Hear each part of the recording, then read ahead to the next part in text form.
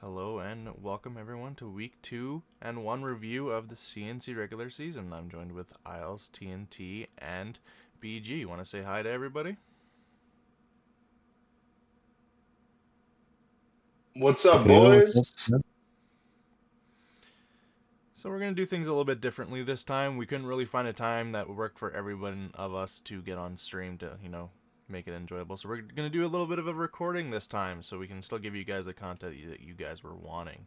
So we're going to do it kind of, a little bit faster, but we're going to go right through with the Atlantic Division. Isles, do you want to tell us a little bit about how the Atlantic Division's kind of standing out right now?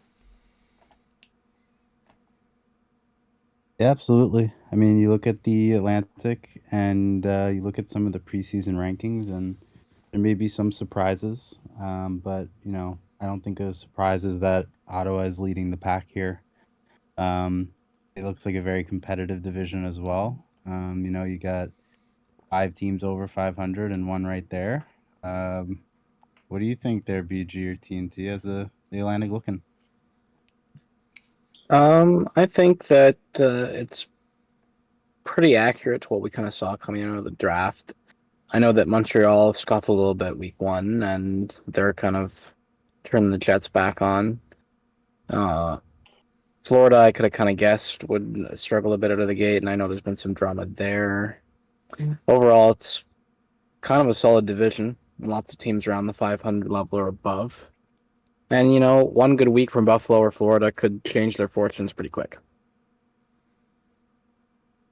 Absolutely. What Yeah, about Yeah, and you, I mean, BG? looking back, oh yeah, BG, go for it. I totally agree with you.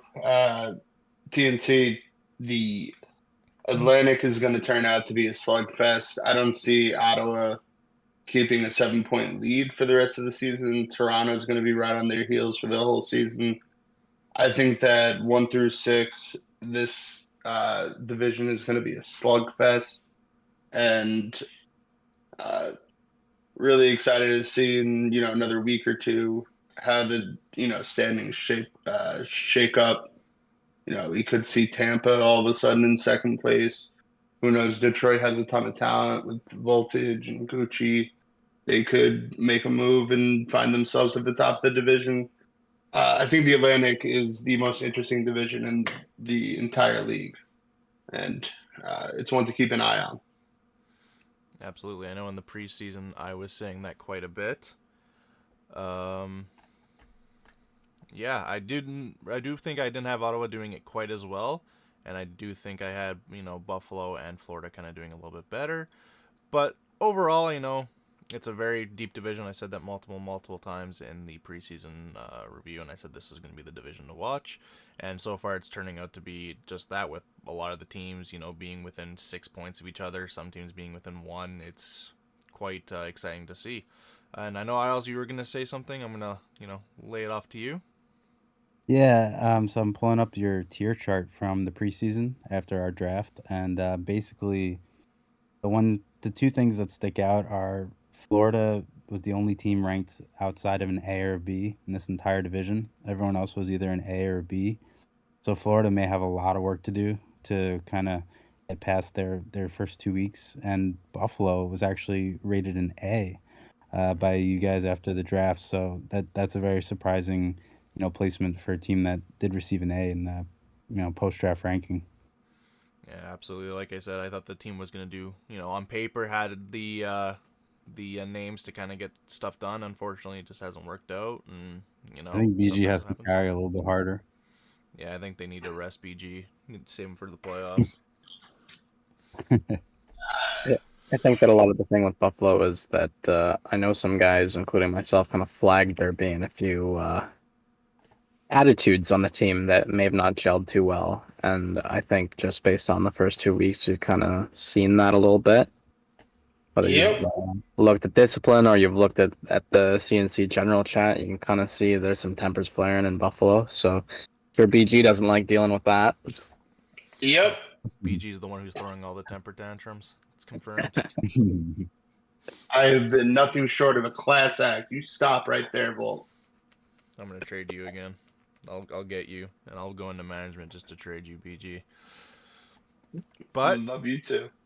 And one more note before we move on here: the Ottawa Senators, who are leading the division and they only have 2 losses, they actually are going to have to overcome some adversity here as their roster sheet shows their second round pick, B-Red, is no longer on the team. So, that's something that is, you got to keep an eye on. This is a very talented team with Marker and Alls and Attic Killer and Briz. But losing a second round wing is going to be a tough thing for them. So we'll see how they handle that. I don't think B-Red even played a game, so all in all, I think they'll do Yeah. okay. But There you go. That goalie duo that they have up there in Ottawa is absolutely insane. Briz is going for his best this year. if I It'll do end, definitely be an interesting team going forward. I mean, add a killer marker. Both of them have already played 11 and 12 games of their 18. So if that line's winning, they're going to be good. Outside of that, they've got a lot of guys who've only played like 6 games, 7 games. So we'll see come later in the season. If availability pans out, they might be in a good spot. But playoffs is a 2-line beast, and we'll see if they really have that later in the season. absolutely, if I was a betting man, I definitely think the Leafs and Canadians are definitely going to, start probably by the next show start breathing down their necks a little bit more than they are right now. But Yeah, it's lot of it's going to talent. be a fun season to watch. But I think it's time that we move right along to the Metro Division, who's currently led by the Washington Capitals. TNT, you want to tell us a little bit how this division's shaking out so far? Yeah, I can. So as you guys can see there, 6 of the 8 teams sitting above 500 were Rhymes Washington Capitals, leading the way at 15-2-1. The New York Islanders, I know Driz put together a pretty good team there. In second, tied with the Pittsburgh Penguins, who for the first time in many, many seasons is above 500 through the first 2 weeks, and might be the first time ever they've had double-digit win totals. Probably is. Somebody fact check that. I could definitely see it. It's Uh, very likely. Columbus, I don't know if I expected them to be 12-6, but that's a pretty solid team there. The Flyers, that's a team that looks like, I know they got VXD and Thanks, Scoresby playing together, and they've been buddies for a while, but that's kind of what that team is. And if Scoresby and VXD are going to win them games, they're going to win. If they're not in the lineup, that's maybe where their 8 losses are coming. Although, must I say, we beat Scoresby and VXD. That's one of their losses. I was Wow, in the that's lineup, tough. by the way, guys. So tough. And then the Rangers and 500. Same with Carolina. I think those were 2 teams we kind of thought would be there. The New Jersey Devils. I think people thought they'd be at the bottom too. Must I say, just to not be the super toxic guy that I sometimes am, the New Jersey Devils are one of our losses. So that's one of the 3 wins they have is against my Colorado Avalanche. You evened it out there, TNT. I did. That's Yeah. I had to. that's fair. But I have no fear being toxic. I fully expected the New Jersey Devils to be a wagon at the bottom of the fucking division. So, yeah, I'm not surprised at all by number 8. But 2 weeks, something can change. 3 wins could go up to 4 wins, and they could go up to 10 points. So, yeah, or they could Remember, guys, win all 9 and jump up in the standings. But I don't see this team really competing in this division. no. Yeah, Isles, anything Guys, else to add? Yeah, remember. TNT, you mentioned Columbus, right? Yeah. Whoa! Yes, I So did. Columbus, 12-6. I just wanted to shout out looking at their roster. They have a pretty solid roster. If you actually look at the players listed there, you got Gallagher leading the way. I think he's leading the league in points right now. You have Mason, who's been in CNC forever and always is a good player. You got our boy Robo, picked in the 3rd round. Cooked Megatoast, who's an awesome center, which I don't know how many people know about Cooked Megatoast. Him in the 4th round is great value. And even Barzal in the 5th round is solid. You got Dream in the 9th, and then Hutchie holds his own too. I actually really like their roster. Absolutely. I guess Robo's moving up for once. I know that he's been like a kind of 6-7 solid pick Yeah. the last few seasons. So I guess that was a little surprising, but he plays a little better than a 6-7. I had him kind of going 5 was kind of where I had him or wanted him. Yeah. That would have been good value for me, or maybe that's where you wanted him too. But It's the crack tax, CNC. yeah, It's very yeah, real. yeah. Crack tax. Happens to everyone. But yeah, I just want to mention, again, the Pittsburgh Penguins, 12-5-1. I don't even think in the last 4 seasons they've had more than 10 points. And even if they did, they probably forgot to do stats and then lost those points anyways. But so it's very nice to see them actually, being somewhat competitive. It's only week 2, stuff can happen, but it's very nice to see them at this point, at least competing for, playoffs in the division. Agreed. They have a Pittsburgh very is strong core. They yeah. have a really strong core, strong foundation, and the trade that they just made for Leafer is only going to strengthen that core up and just really, help propel them into the top of this division and start competing with those Caps for first place. Goddamn. Dogs do not like you talking, BG. Let the dogs out. Well, I'm just looking through the standings here. It looks like the Pittsburgh Penguins are halfway there in terms of franchise most wins in a season. Looks like 24-33 was their best record in season 1. So hopefully they can get there by halfway through the season. Although Season knowing that I 1. said this, maybe I've jinxed Malbom. I'm gonna let them know. Hey, I mean, to be fair, the Penguins went from no Malbom to Malbom. You know what I mean? I don't know exactly what happened there, but, it's glad that he's back. Penguins back on top, back on the wagon board with Malbom back in the league. But, yeah. Isles, I'm sure you're looking at my pre-rating, what's it called, tier list again. Do you want to tell me how I'm doing so far? Absolutely. I was just alerting Malbom and Spoonie about the record that they have to shatter. Mm. So taking a look at the chart, 1 second. Capitals aren't a surprise. The Islanders were ranked to C by you guys, so Mhm. maybe that is a little bit of a surprise, although I like that team a little bit more. Pittsburgh as an A. Columbus was a C as well. Philly was a C. Rangers were a B, so underperforming, I'd say.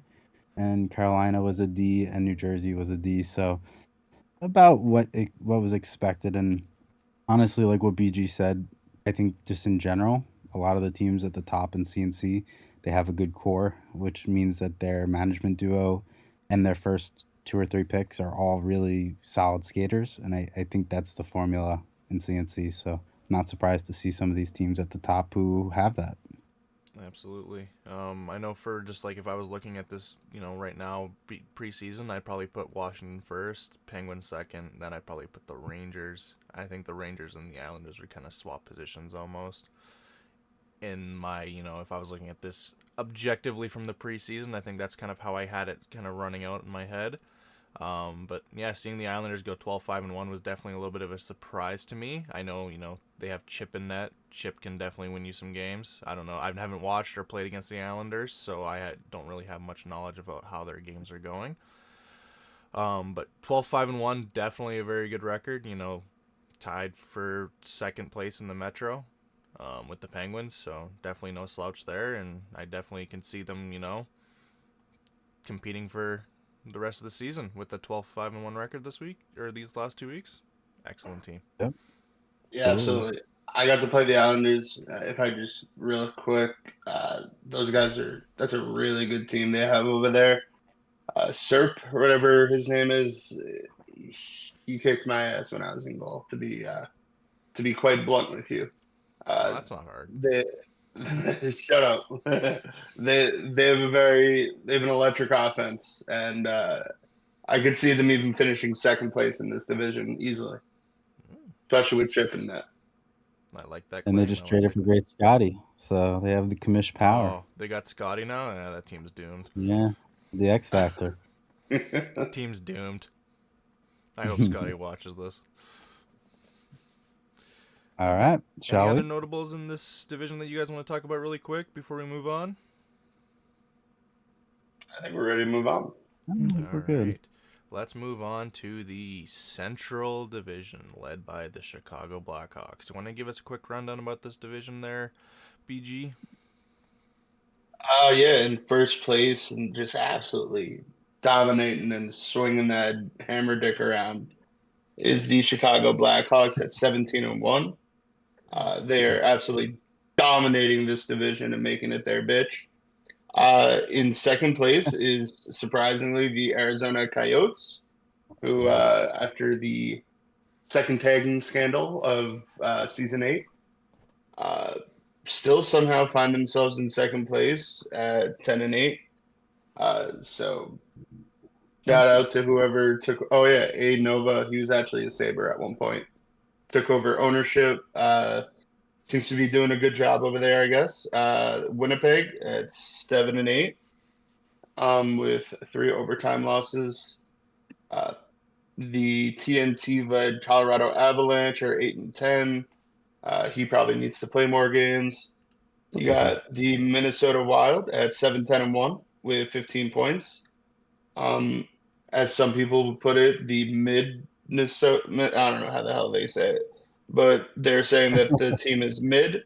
Um, Thoughts me down. in sixth place, you have Splash's Nashville Predators, his hometown team. Uh, Probably looking to make some moves and get that ship right back on the right track. In seventh, they have the St. Louis Blues, who are still actively trying to, make a couple trades and, rebuild while the season is still young. And in eighth place, you have the KL12 Mac led Dallas Stars, with 2 wins, 14 losses, and 2 overtime losses. What do you think about this division, TNT? Well, the Blackhawks are quite the scary team from what I've heard. I've not got to play them yet. That is the 8:30 assignment tonight, though. They got 3 guys on their roster that are already over plus 40 on the season. Some people would say that's a good season, but they've had a few wins in double digits, or a lot of their scores where they're scoring 5 or more goals a game.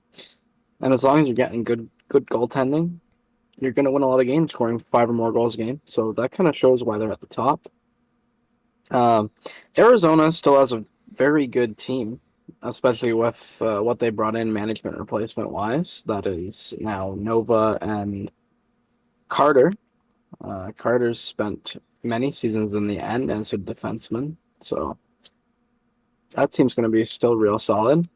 Winnipeg, pretty sad that my team is a point below Winnipeg, but it shows what happens when you can pull a few games in overtime. And, I felt that Splash's team would be a little better, more up at the 500 mark, and that the last three in the division would go Minnesota, St. Louis, Dallas, in that order. Not sure what Volt had there for tier rankings for some of these teams. If Isles wants to bring that up. Yeah, Before I Al could starts, tell I you. guarantee I said this division was probably the weakest division out of all of them. But yeah, tell us, Isles, how did I do in so far? Well, you got the A team right with the Blackhawks. And then the Coyotes were a C. Winnipeg was a C. Colorado was a B. Minnesota was a C. Nashville was a B. St. Louis was a C, and Dallas was a D. So not, post draft, this division wasn't projected to be the top of the league, and it has proved us right so far. And just even like looking at like the standings where teams are in points, like some of the teams that are like high up would be like in the fifth, sixth spot in other divisions with 20 points. Like I think if Arizona, let me just go back and look really quick. If Arizona was in the Metro, they would be tied for fifth with the Flyers. So Right. it's not the strongest division, but it also means that it's, up for grabs. But you have to chase the Chicago Blackhawks, who are right now 14 points up on second place, which I don't see that And changing anytime soon. I think it's worth mentioning also, Volt, that especially with the way the graphics are, just to remind people that are new to CNC that we do the 1 to 8 conference rankings. So if you do win your division, you do get an automatic bid. But for the rest of it, it's 1 to 8. So it's possible that the Central, has one or two, three teams make it out of the West. There's no Absolutely. guarantees here. Absolutely. And I do hate to say it, but I do think that if the Hawks continue with like another 2 weeks at the same pace they're going, I think they have the division locked like by week 5. And they're But already up 14 points. They're already up 7 games That's on crazy. second place. I do It's insane. see, like, if I was a betting man, I think that the only two teams in this division that could make playoffs as well is Colorado and Nashville. But again, no, Nashville's underperforming. Colorado, sorry TNT, but you're also underperforming. So Hey man, I can't do anything when my team beats the Kings 9-0 and then loses to New Jersey 4-2 with the same lineup in the same night.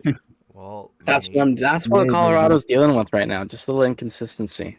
Real sports. maybe if you played and had some more finish, maybe your team would win more games. Hey, my team is not any worse or any better without me right now. I think we're 3-4 with me in the lineup. So Eh, I also don't think that you can count out St. Louis. Tua said that he was going to be completely rebuilding the team. And, I think that I could see him making the moves to get his team in the right spot to finish top 3 in their division. Has a lot of experience as owner. He knows a lot of the guys in the league, so I wouldn't count them out either. no, that's I very just don't fair. know if they have the I trade value left on that that's team anymore. Yeah, going 4-13-1 is going to be kind of hard to kind of rebuild unless if they get a couple of guys that always play together and something like that, and they get them cheap. But I personally, if I was a betting man, I wouldn't say the Blues are going to make it out into the playoffs. But it's week 2. Anything Well, can they happen. do have 2 first rounders, but nothing between rounds 2 and 5 left on their team. So unless they can turn a 2-for-1 or 2-2-for-1s and get back in the game, they're kind of If they were to revamp the whole team, I think their only chance of doing it would be having to trade Dirty Dangles for an absolute like royalty ransom. 2 Um, first and a second, yeah, something like that. something like that. But again, it's week 2. Anything can happen. Not counting anybody out yet, unless if you're the Dallas Stars. But yeah, having 9 and 6 points through 2 weeks of games is definitely not a recipe for success. But 13 and 15 and 16 ain't crazy either. But 16's at least manageable. AT&T. Mm. Yeah, you're still But there. after us ripping on the Central Division, I think it's time we move on to the Pacific. What about you? What do you say, boys? Yeah, let's roll. Let's do it. Moving They along. stack up. All right. TNT, how is the Pacific Division going? Well, you've got a very competitive race, unlike our other Western Conference division. For first, Kraken is edging out the Oilers by 1 point. That is courtesy of an extra overtime loss that could be thanks to my Colorado Avalanche, like relating it back to my underperforming team. But I think that the biggest surprise right now in this division to me is that I would probably have flipped the Kings and the Sharks in the standings. And Yeah. I didn't think the Agreed. Flames would be oh so bad. I would have put them ahead of Anaheim and Vancouver. But, Vegas kind of listened, I would say, to some criticism post draft by flipping Neon Angel for JC Pattons. I think that was a bit more of an appropriate first rounder for Vegas, and that should keep them competitive at the top here, looking for first place with Edmonton and Seattle. I But San Jose, I expected them to kind of be 500, and I expected the Kings to be a little better with Vazzy and Fusion, and a lot of those guys have played on multiple teams together before, so didn't expect the 9-9 there. That's what I've got for the Pacific. Yeah, I mean, Kraken up top. I mean, I personally, between them and the Oilers, those were probably my bona fide top two teams of the division right now. Um, I did have a chance to play against the Sharks. Given probably wasn't Detroit's best lineup that we could have probably had out there, but didn't go too well for us. They have a lot of. They're a very good 5-man unit, which is why they're probably succeeding very well. And they got some really good puck moving defensemen, so that's definitely going to give them an advantage in the division. I think Vegas moving Neon Angel really quickly definitely got them, to where they are. I think, getting JC Pence for Neon Angel is quite a good deal. Like I said in the pre-draft, I'm pretty sure I said you could have got Neon Angel in like the second or third, but I'm sure there could have been, inside knowledge that maybe they could have, that another team wanted him maybe, and they took him just so they could trade him for someone else that got re-signed, like JC Pence in the future. But again, that's, who knows, except for Ned and Wolf. Also worth noting on that trade, it was a 2-for-2. The Vegas Golden Knights did give up our former Kraken Ghost Bear for Mesmerized. Right, So right. there is a second part to that deal where, Ghost was a second rounder and Mez was a fourth rounder. So the Knights did even out that trade a little bit there with sending Ghost Bear and getting Mez back. So it's just worth noting. Yeah, I think they had to do it just because I think JC is like an $8 million resign or offer sheet or whatever he was, so they probably had to balance out the cap a little bit. But Yeah. I still like the um, trade a lot. oh, It I just I do too. Ghost Bear is a solid player that they did have to Yes, send with Neon. he Yeah. is. Mez is also like a very old LG player too from a long time ago, so he's Oh, you're definitely no just slouch either. I thought you were just calling him old. I mean, he is old, but He is he's a He's good a very he player. is a player old. that hasn't played high level LG in a while, but has like a very long and good record history. Yes. I believe in the N and the A. So Yes. There you So go. he's definitely no slouch. He definitely, if he's playing with the right people, can definitely bring out some talent again. Yeah, LA. I definitely expected them to be in that 3 spot. They're kind of a little underperforming right now. It could be an availability issue thing. I don't really know. I haven't really looked too deep into it. The Ducks, Nucks, and Flames. They're all kind of probably where I kind of predicted them to be. Maybe a couple teams a little bit better. I know I gave Calgary the benefit of the doubt, saying that if JC and Parksy could kind of carry them to a couple wins. I guess it didn't last too long because JC got moved. I think week 2. So yeah, the team's probably going to be stuck at the bottom probably for the rest of the season. Maybe flipping with Vancouver every once in a while, but yeah, I think Vancouver has some work to do to, or not Vancouver, Calgary has some work to do to kind of change the season around. Maybe a couple more trades, but yeah. Anything else you guys have to add about these teams here? Uh, if I could, just I think LA is going to get back on track. They have a lot of talent on that team. It just seems like they're still figuring some things out, either chem wise or I'm not really sure, but they have a lot of talent on paper in LA. I know they just traded for a new goalie. They traded Braz Ghost for, I believe, was it Falco? Yeah, they or got Wally, Falco. wasn't it? They They got traded Wally as Falco well. and Penguin, maybe? Is that who they got? Yeah, I think they Yeah, traded Wally for Penguin, and then they traded something for Falco. I can't remember exactly. Yeah, yeah, Falco for Brad. that's Yep, for sure a Falco team I Braz. could see,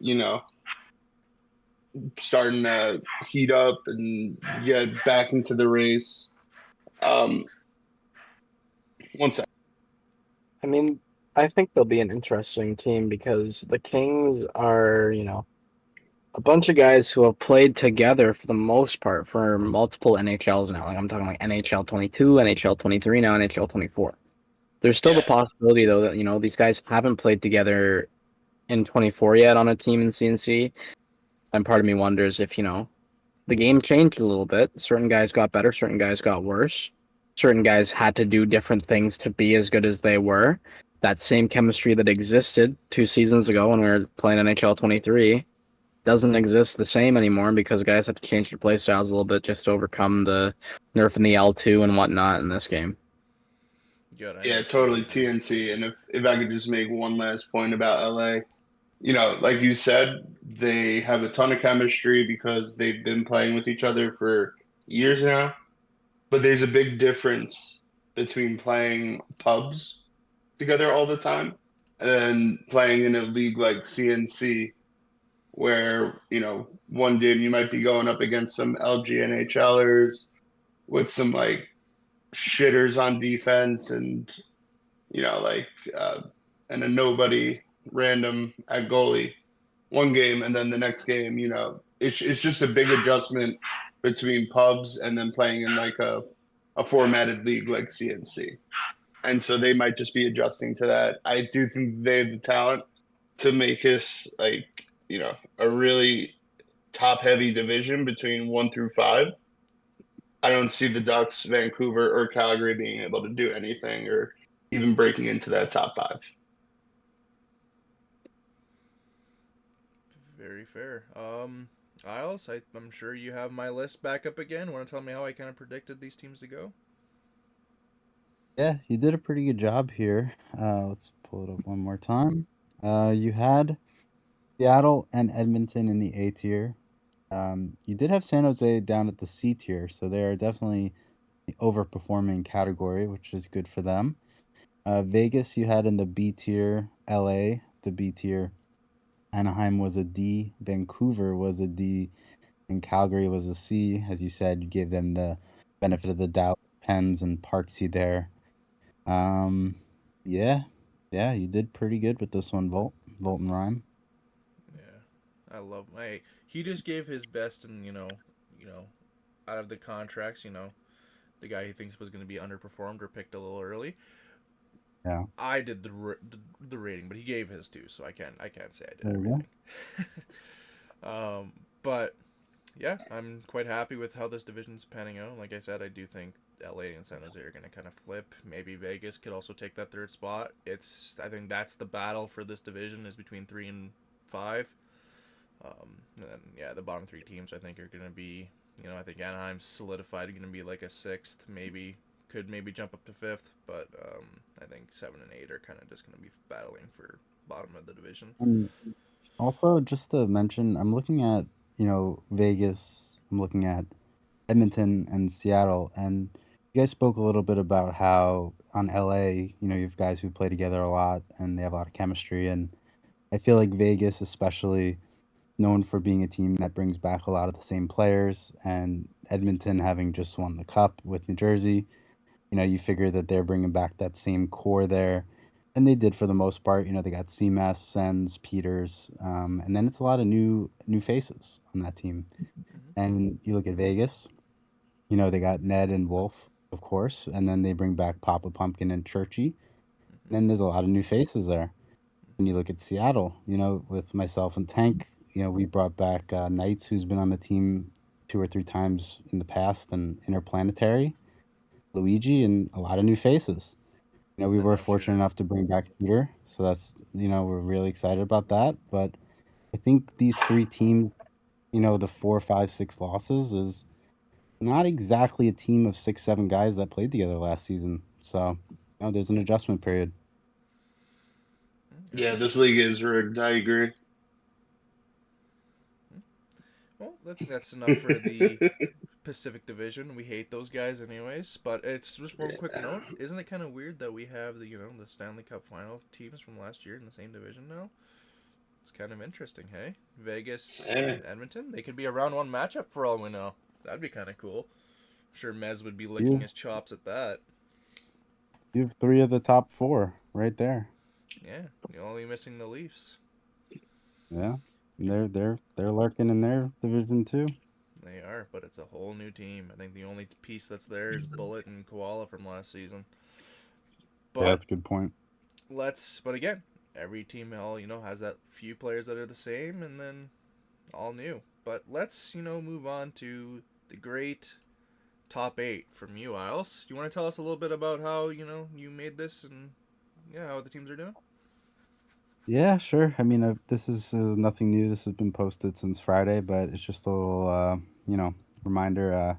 Teams with the fire logos are the ones that have won 7 or more this week. So you can point to Chicago, Ottawa, and Washington all moving up. Well, Chicago's staying in first, but Ottawa and Washington moving up a spot.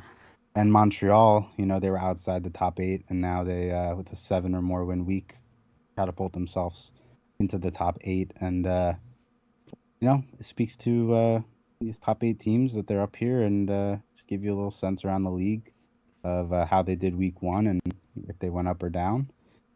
And yeah, I mean, there were a few teams that were right around that 12 win mark as well.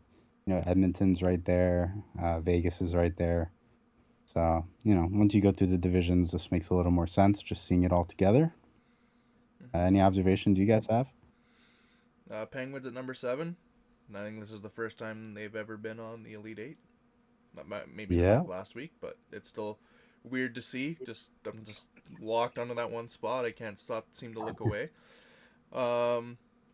Chicago being at 17-1, kind of hard to beat. The only teams that really can catch them at the moment are probably 1-4, at least for the next week or so. Maybe Toronto and New York, but I don't think it's going to be close. I think it's mainly going to be the top 3. Seattle could, but I think Chicago's going to be at the number 1 spot at least for the next week. Yeah, I think these are the best 8 teams right now in the league. Yeah, they're great teams. Anything you have to say to TNT? I know that possibly I don't know if it was large part, but partially in part due to a goalie trade just to get Carter into more games. I know that that's a big reason for Montreal moving up. And it'll be interesting to see right now. Cappy's trying to make the transition over to goalie. He's struggled a little bit, so you can see it's a little night and day. You got Carter with a 149, 872, and Cappy with a 642, 699. And I know that save percentage was higher than 700 when I sent him there. I wish Cappy the best. I thought he was a pretty solid goalie playing pubs with him, but as we've kind of talked about in some other light, pubs very different than league play. Absolutely. But that's something you want to keep an eye on with that team going into the later part of the season and into playoffs. That they might need to get a backup goalie if they want to keep up the record. That's a top 8 record. Yeah. Other than that, I feel like everybody here is a bunch of teams we've thought would be there. Maybe New York being the outlier right now, although they're the only team that fell positions between week 1 and 2. So we'll see where they end up. I think it's a pretty good-looking team that was a little underrated of the draft, but you guys may have differing opinions there. That is very fair. BG, anything to add? Uh, I was going to say the same thing as TNT. I was very surprised to see Montreal struggling a little bit week 1. I thought they had a really, really solid roster. And I am not surprised to see them have that flame on them, winning 7 games last week or more. These 8 teams are definitely they're the contenders in the league.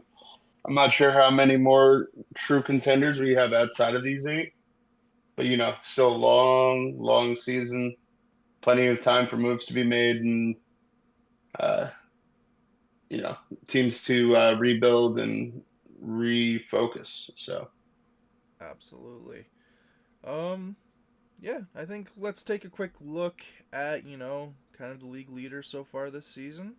I have pulled up, the top 10 in stats. Might look a little wonky because screen's a little weird, but I'll kind of work with what I got.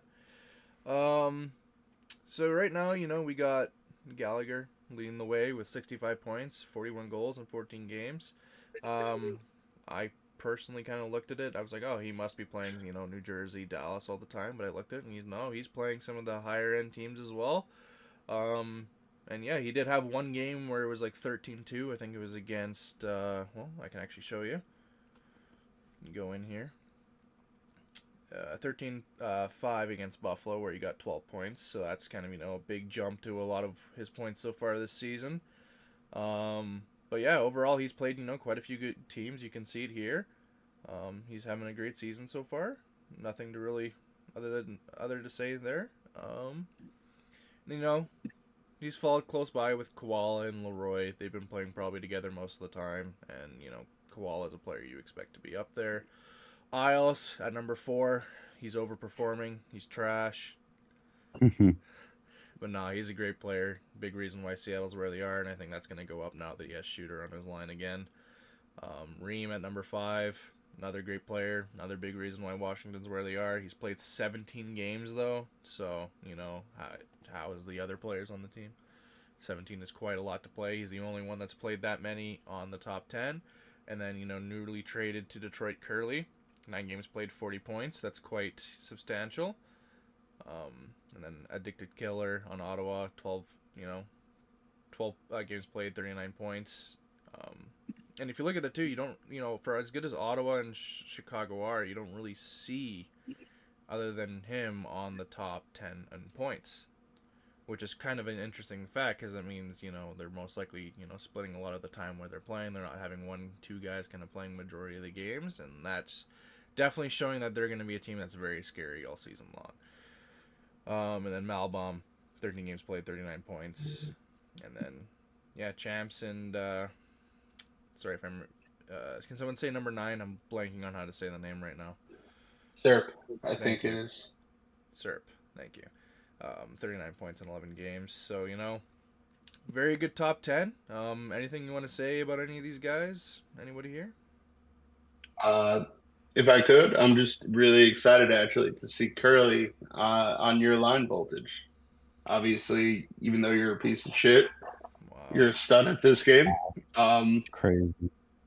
No. He's a piece of shit, Wow. but like he is really good at this game. He doubled Do I down. need a Is this your new triple thing? down? Do I need a triple down? Do I need to bring back Is the this your dog new thing, emoji? Beach? The pooping dog? Is this your new thing? Is this your catchphrase? What, voltage Piece of shit? Well, you called me a piece of shit the other week, and now Volt's a piece of shit. So I think that's your new phrase. I don't know. I think the media are gonna have to sit around talking about BG's behavior on these shows. We're gonna have HR. No, okay, HR is gonna give you a call. all I'm trying to say is that I'm really excited to see how Volt and Curly perform on the line together. Does Gucci play center? I cannot confirm or deny if he's playing center at all. No, I was asking Isles because he was. I'm gonna go with he can. Not from my experience, but I'm sure he could. He's a talented player. I'm sure he could slot there if they want him to. Yeah, no. Volt, I didn't want you to disclose any info that, Gucci has played center before in other leagues, but so that's going to be a crazy line. There's a reason he's gone back to left wing though a few times. Oh, toxic TNT. Whoa. No, not toxic. I just think that Gucci is a much better fit on the wing than he is at center. This final stretch is getting real toxic here. It's very interesting for me, me personally. I find I'm a lot better of a center. It's just my ping and stops me from playing the position because I play with over 85 ping in every game in CNC. That's crazy. Kind of wild. Yeah. You're welcome for that knowledge. But yeah, it's definitely a position where you want to have at least a solid ping somewhere underneath 30 for sure. So I don't know what Gucci's is. If it's below that, then I'm certainly going to be happy. But if it's above that, we might struggle on the dot a little bit. But he's talented enough that it doesn't matter if he wins draws, we'll still put up some points. For sure. That's going to be That line is going to be electric. Yeah, and who knows if it's even going to be a line? I have no clue. I have not looked at the lines that he's set out yet, and I probably won't because I probably am not playing today. Well, I know I'm not because I work nights. Fun.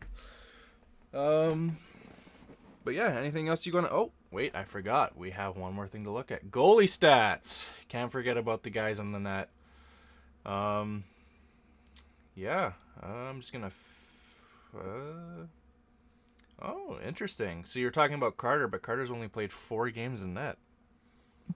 Well, they only have 9 games worth of net. Their goalie stats. Mm, Really Montreal. but yeah, what do you guys have to say about these stats here? We have, BG here at number 7 with 12 games played. Well, I think they're sorted by alphabetical. Can you filter them for games? There we go. That does better. Well, BG's still up there, but so we have Spoonie with 16 games played already, with a 778 save percentage. It's Spoonie. We knew he was going to be around that 800 point in the save percentage. Alonzi, that Chicago team that is dominating, is at an 845. That is absolutely crazy. 1.86 goals against average. That's not quite Falco numbers from last season, but it's still very, very good stats. Oh, and speaking of the man, right below him, Falco, now on LA, with an 811. I know he was on a team that wasn't so great, so I definitely see those stats, kind of getting a little bit better. We can just skip over number 4. No, I'm kidding. BG's having a very solid season, just under that 800 save percentage. He has played 12 games, 40 goals against with 150 saves. You're having a pretty solid season so far, BG. You're having a better goals against than Mr. Falco. So congratulations. 4 wins, Appreciate 7 it. losses for you, though, BG. Are you the problem? I think I have all of our wins So you're the problem. Got it. Um, except for one. and then Ego Nation right behind you with 12 games played, an 805 save percentage, and a 334. One of the greatest names in the league, bench warmer 13. 11 games played, clearly not the bench warmer. 761 save percentage with a 399 goals against average. D&G, definitely a big reason why Carolina's where they're at. 11 games played, an 832 save percentage, and a 351 goals against. I definitely don't know if he's going to stay on Carolina the whole time, but nonetheless, 6 wins, 4 losses, absolute stud in the net. And then we have Grizzly right behind him in the Avs. Want to tell us a little bit about him really quick, TNT, as he is your player? Well, yeah, Rose is a pretty solid goalie. I believe he is a CHL rookie this season, and I got to spend some time with him when I was being bounced around as a TC, and we played a bunch of games together. And he was pretty upset when they decided to move off of TC TNT. So I was like, "Hey, man, like I'm in CNC. I don't know if you know about that league, but you should consider joining it." And didn't get to draft him, but I know that Montreal was looking to flip a goalie, and Grizz became available to me. So I was like, "Hey, man, I'm gonna trade for him." As you can see, he puts up pretty solid numbers. He's a sound goalie, and he can play a little bit of forward, although he's still learning the position well. So we'll see if we see forward Grizz come out later in the season or not. Absolutely. And just, right after that, we have Detroit's Dadzilla. He's a very solid goalie. 780 save percentage with a 404 goals against average and a 4-5 record with 10 games played. Very solid goalie, nothing to complain about. And then at number 10, we have I Don't. 10 games played, an 838 save percentage, and a 2.63 goals against average. That is second in the top 10, just behind Alonzi. So that guy is probably a huge reason why Arizona is where they are. Yeah, any other stats you guys want to look at? Anything, in particular while we're here? Can you just shuffle it by shutouts? Of course. Cursed has 3 shutouts, followed by its Binkley, sorry. Then Brzinger all tied with 3, and then Dad Bod Love that name. 2 shutouts right behind. Wolf with also 2 shutouts and Hockey Time as well. Alonzi with that Chicago team only having 1 shutout. I think that's, due for a couple more there. Falco with a shutout, also not being on a high performing team, is very impressive.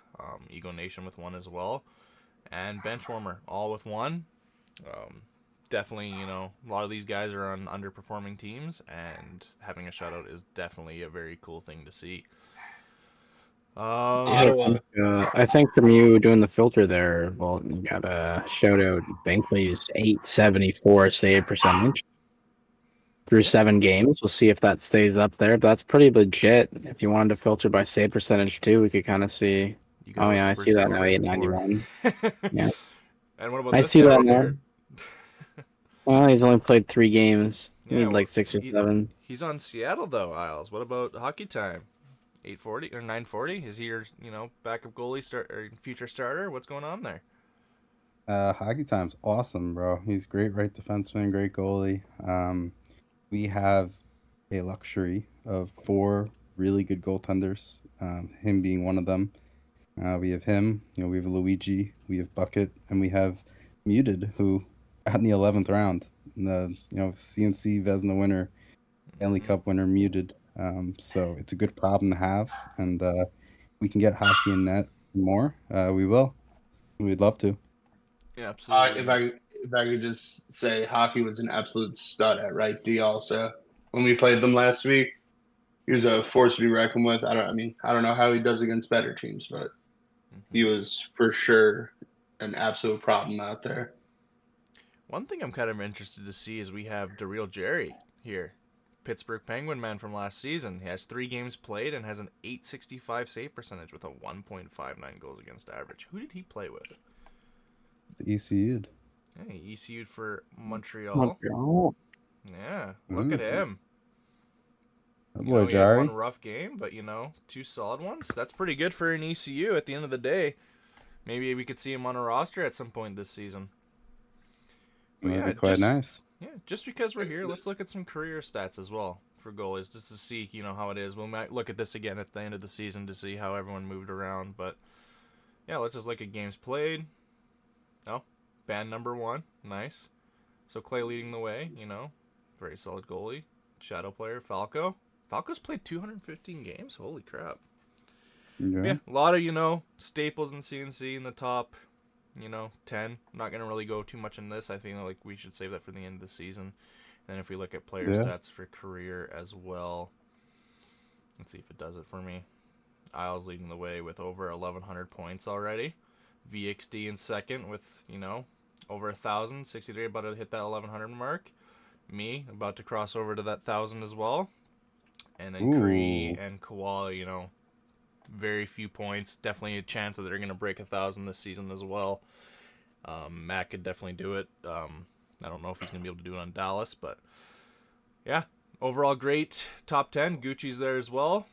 But I definitely think we're going to have another couple, players join the 1,000 point club this season. I would say for 1,000, I would say if Cree has the availability, who will make it. I'd say Koala for sure. I'd also say Gallagher for sure. I think those are pretty high odds. I don't know if Are we good? personally, I don't think Gallagher is going to make it unless he plays 50 games. But He never could. know. He could. could. He's leading the league already with 40. He is. He very much could. 40 points. So, But see. we'll find out. We'll see. Are we going to get a graphic for Volt's 1,000 point? Listen, I mean, I know a lot of people probably think I had something to do with it, but that was all Scotty. So, That was all Scotty. Scotty wants to. I think we should. But yeah, I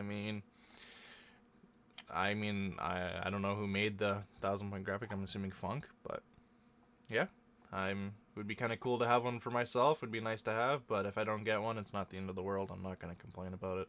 I'm not the first one to get 1,000 points, so it's meaningless. I'll draw you a picture. Wow, thanks, BG. BG, draw him a picture with crayons. That's exactly what I was going to do. I wasn't even going to use colored pencils. Bro, if you hand draw Volt a 1,000 point message, I will ping CNC and post it. Oh God, I'm fucking So, terrified now. no pressure, but you'd be making Volt very happy because he would be getting his shout out. So Oh yeah, I let's make it love happen. getting shouted out. That's what I live for. Yes, people say BG my name. 101, 101 I'll artist. I'll sign it. Don't worry, and I'll mail it to you. You just gotta let me know where you live. Oh God, yeah, that sounds like a fucking good deal. BG knowing where I live. Mm, Oh man. Scary. not worth it anymore, huh? Not worth it. Not worth it at all. But Yeah, you know, good for stuff, a week, boys. yeah, that's pretty good. We'll we kind of didn't really have the time all that worked out for everybody this week, but I'll see if I can scrounge something together. I'll do a week 3 one just to kind of make it up for you guys. I know we were gonna talk about doing it every 2 weeks, but I think every week might be the better option. Yeah, Just because I people know want for media. yeah. But I will do that myself if no one else wants to join. I am a man of the people, so if people want it, if we show next week, I will show a show next week. We will let them decide. We can put a poll out, Isles, if you want to do that. Let the people decide. But Sure. yeah, I'll for sure be available and able to help with that. I don't know. We have an attitude problem, BG. We have to talk about that first. But all right, from Mhm. everyone here at CNC I'm Media, at it. thank you very much for watching this video. It's a little bit different this week.